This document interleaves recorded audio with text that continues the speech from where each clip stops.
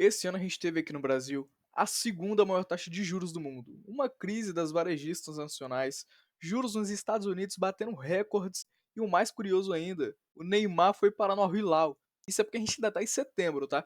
E obviamente, tantos acontecimentos também se refletem na nossa bolsa de valores, que caiu pela 13ª vez no primeiro ano do novo mandato do presidente, que tem uma relação de amor com esse número. E como a bolsa representa expectativas que o país tem sobre suas ações, isso pode significar um pessimismo sobre o nosso futuro.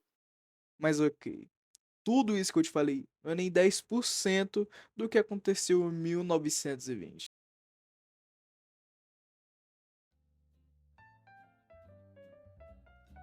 Em 1920, os Estados Unidos viviam numa época de ouro na vida norte-americana, com uma grande prosperidade e um clima em onde nada poderia dar errado.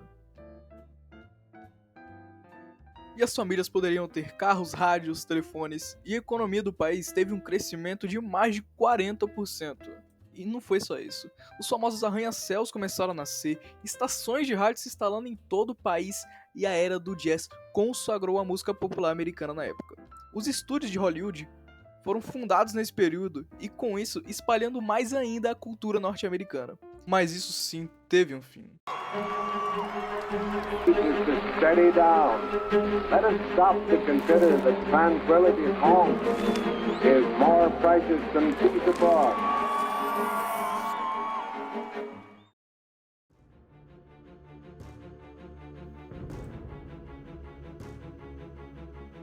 Em minutos, a bolsa americana caiu em queda livre, os investidores entrando em pânico, vendo seus investimentos virarem simplesmente uma ação do Vasco, bancos americanos falindo e o mundo inteiro entrando em pânico, pois os Estados Unidos era um ótimo cliente da maioria dos países, como o Brasil, que chegou a queimar 80 milhões de sacas de café. Para vocês terem uma noção, isso é a quantidade que a população brasileira consome em 4 anos. Foi uma das poucas vezes que a população norte-americana passou fome sem períodos de guerra e pós-guerra. Mas por que isso aconteceu?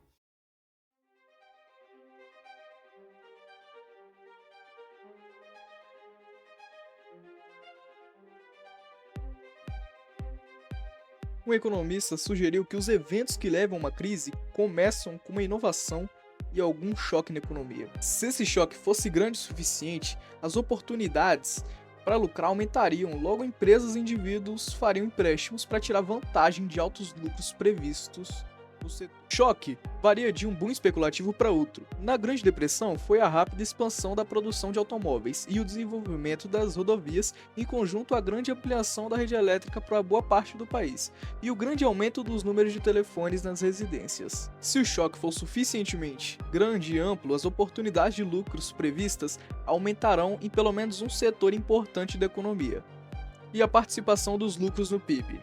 E essa oportunidade de lucro estava no mercado de ações norte-americano.